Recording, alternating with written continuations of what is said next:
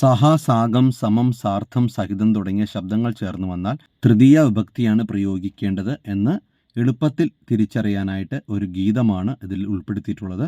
നമുക്ക് ആ പാട്ടൊന്ന് കേട്ടു നോക്കാം. സഹസമം സാഗം സാർത്ഥം സഹിതം സഹസമം സാഗം സാർത്ഥം സഹിതം ഏഭ്രിയോഗേ തൃതീയ സ്യാത് കൂടയെന്നർത്ഥം. ഏഭ്രിയോഗേ തൃതീയ സ്യാത് കൂടയെന്നർത്ഥം. സഹസമം സാഗം സാർത്ഥം സഹിതം സഹസമം സാഗം സാർത്ഥം സഹിതം ഇവ ചേർന്ന് വന്നാൽ തൃതീയ വിഭക്തി കൂടെയെന്നർത്ഥം. ഇവ ചേർന്ന് വന്നാൽ തൃതീയ വിഭക്തി കൂടെയെന്നർത്ഥം. സഹസമം സാഗം സാർത്ഥം സഹിതം സഹസമം സാഗം സാർത്ഥം സഹിതം ഏഭിര്യോഗേ തൃതീയ സ്യാത് കൂടയെന്നർത്ഥം.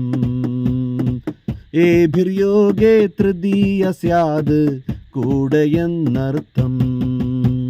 സഹസമം സാഗം സാർത്ഥം സഹിതം സഹസമം സാഗം സാർത്ഥം സഹിതം ഇവ ചേർന്ന് വന്നാൽ തൃതീയ വിഭക്തി കൂടയെന്നർത്ഥം.